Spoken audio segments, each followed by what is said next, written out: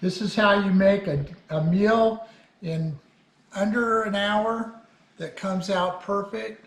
Asparagus, steak, sauteed mushrooms, and sweet potato. Take a look.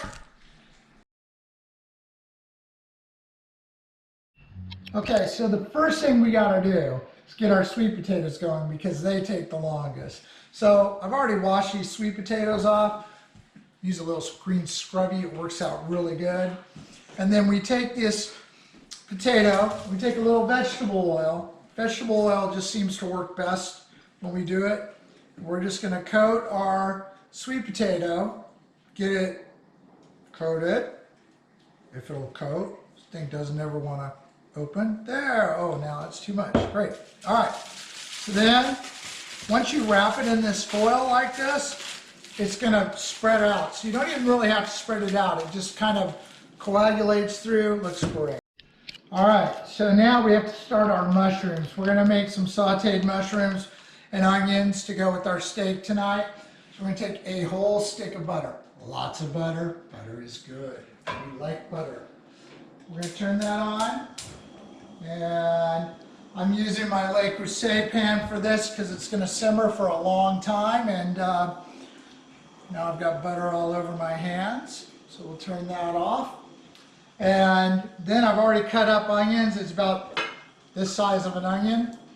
Cut them up into slices and then slice those slices in half so I have some half moons. Try to get your cuts as equal as possible no matter what you're cooking. That way it all cooks evenly. So we're going to take our onions, we'll throw them in the pan as the butter melts. It'll get going.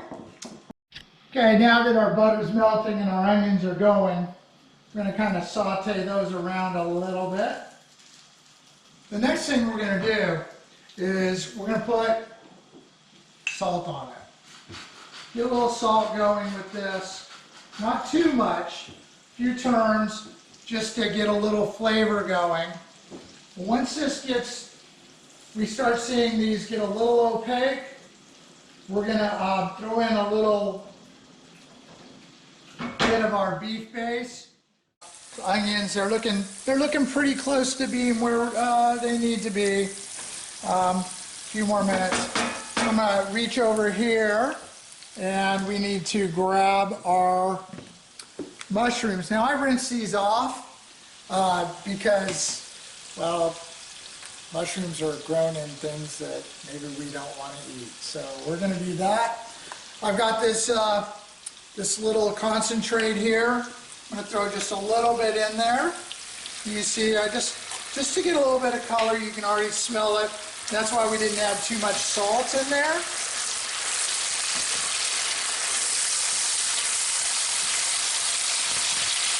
Now, right before we add these mushrooms, I'm going to add in a little garlic.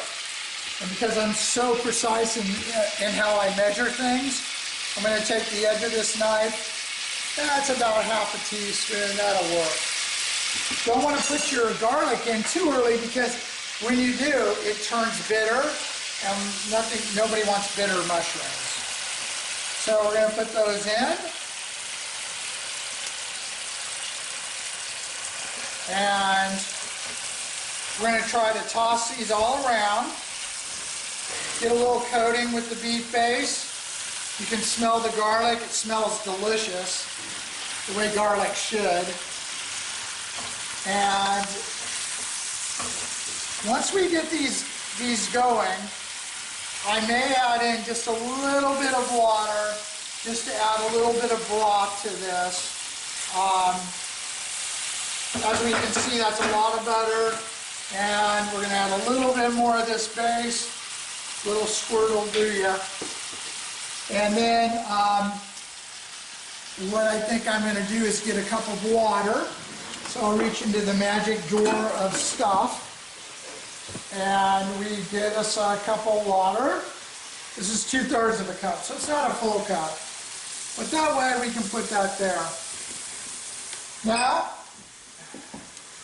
we're going to take this lid, pop it on there. We're going to turn it down to low, and there we have plate, and I'm going to get a layer here. I'm going to take a little pepper.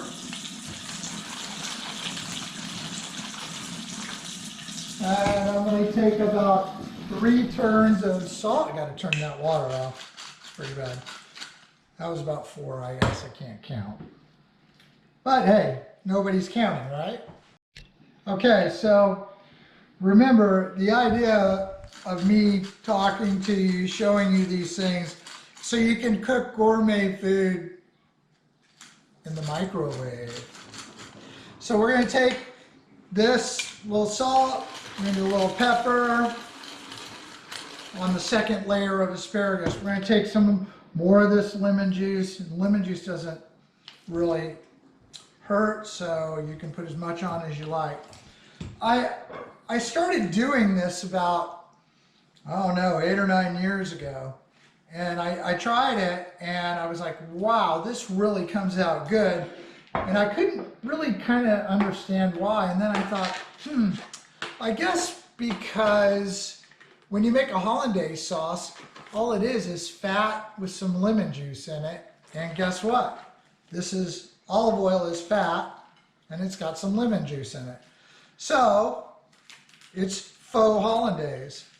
And what I do is I take and I wrap it with some saran wrap just like this. And I take it and I will microwave it. And it takes about 4.5, well, these are a little bit thicker. So if you have really thin ones, you can go for 4 minutes, 3.5 minutes. These ones I'll probably do for 5.5 because I got some thicker ones. I had some nice ones today. A beautiful fillet. Oh, let me grab that plate. Yeah. Okay, so this will be our fillet.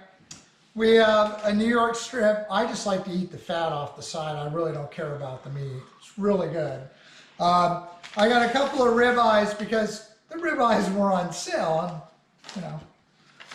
I'm not a real chef, so I can buy things on sale. And then I got this special little grass-fed filet.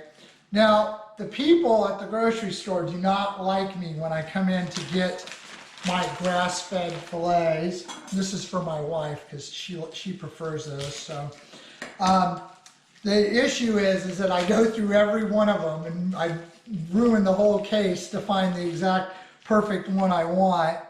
And this is just a perfect 5-ounce piece of filet.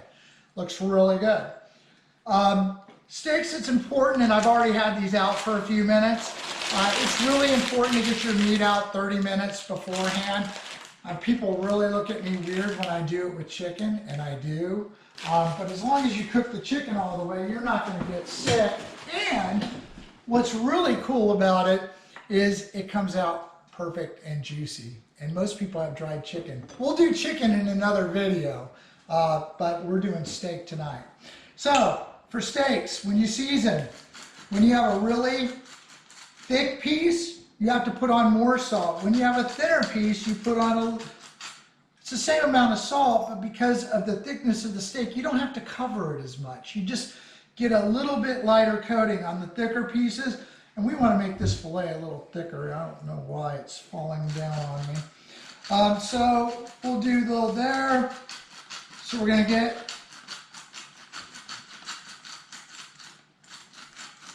our salt. Now we're going to get our pepper. Now the pepper, I use this grinder. This is from my good friend. Well, my wife bought it for me. Her friend pointed it out to her, and so I use this thing. I had my screwdriver out working on it today to make sure it stays in tip-top shape.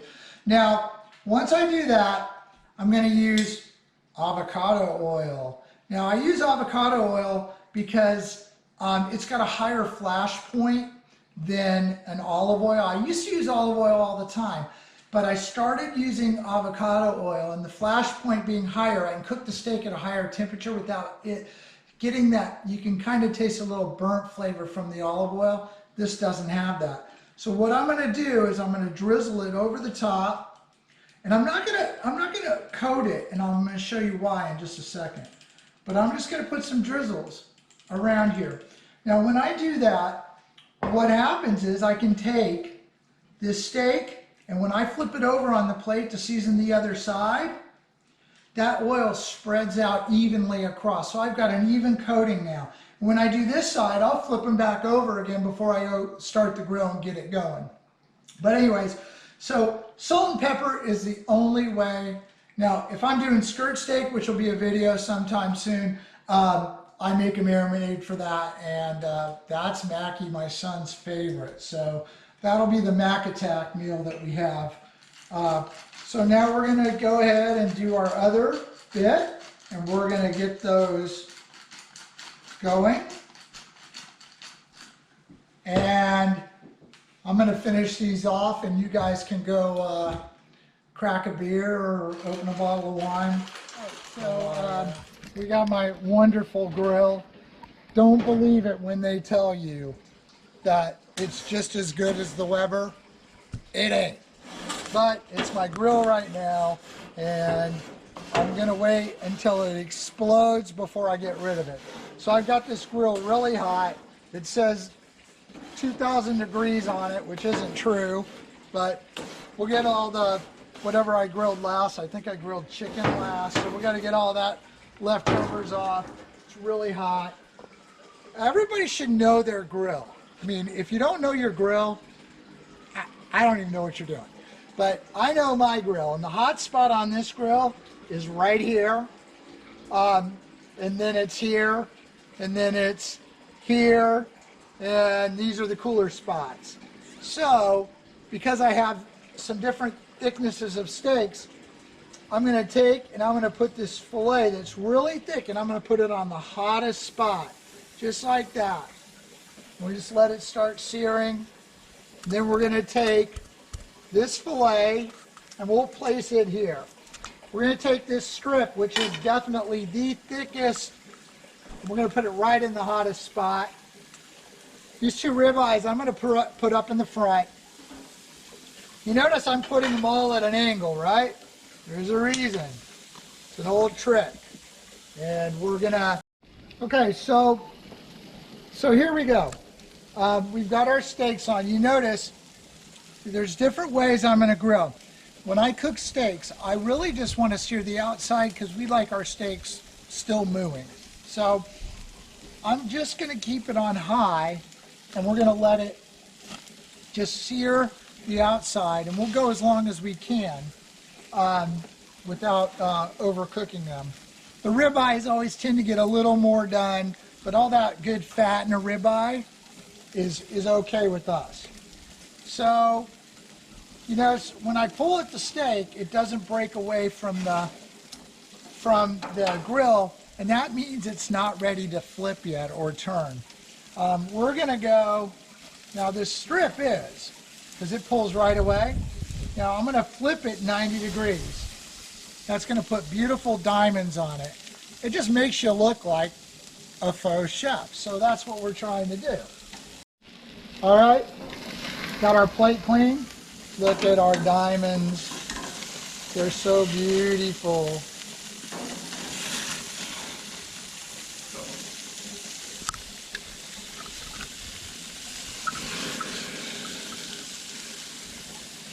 So as you can see, we're halfway done, halfway home. We'll let these go for about another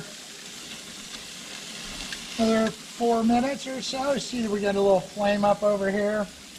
We'll watch it and see. It doesn't mind if we get a little bit of crusties on the outside, get that fat really rendering. Makes the steak very enjoyable. It's my favorite part. I eat all the fat parts. You can tell, right?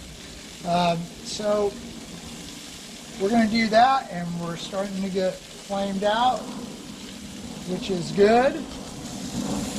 And then we're going to take these off and go inside, and we're going to finish off, make sure our sweet potatoes are ready, make sure those asparagus get started. I'm sure that our mushrooms now are back to a simmer and are really tasty. And yeah, we're going to eat dinner.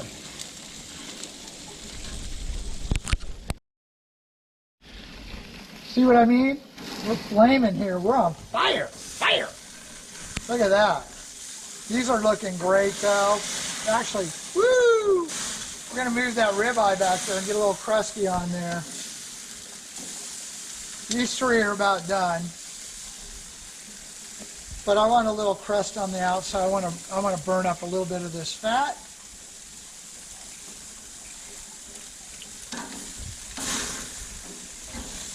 All right, we're taking them off. We're out. Peace out on the steak. Got steaks right here, and we're going to let them rest. You want 10 minutes or so. If I'm really hungry, I may not wait. I'll just drink the juice off the cutting board. So that's where we're at right now. We should have dinner in about, I don't know, about 7 to 10 minutes if the sweet potatoes get ready.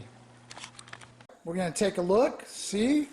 Oh, look at they're beautiful. You see that? It's get it caramelizing in there with that sauce and the mushrooms and the onions. That's just how we want to see it. So we're going to go ahead and turn off our heat here.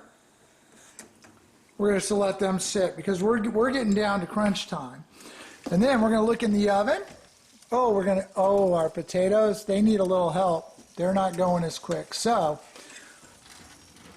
voila. We'll turn it up 5 degrees. We're going to hit convection. It's magic that way. It will just go on. All right, so we pulled our asparagus out of the oven. And as you can see, oh, it's really hot. So by doing it this way, they're cooked. You can see they're al dente, and they're really hot. But they're cooked just enough.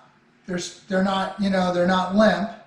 There's so many people make asparagus and they're limp. Who likes a limp piece of asparagus? They look better this way, don't they? And so this is my beautiful bride. So she's going to have this fillet here. I actually think that everybody's going to want some of this. This is a strip. I'm going to cut that in half. What? Is that a beautiful doneness or what?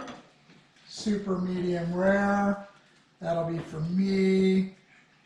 Probably Hiram. High. We call them high. Sometimes we say bye. And then we got some ribeye. Even the ribeye came out medium rare for this thickness. That's great. Got to cut the fats for me.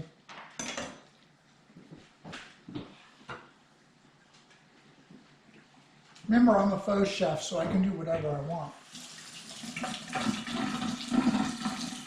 Now, we're just going to grab, well, we were going to grab just a spoon, but here we go. We're going to take a little dollop of mushrooms. I put it on the side rather than just on top. You can touch the asparagus, obviously. So that's how we're going to finish. And hopefully it's going to be good.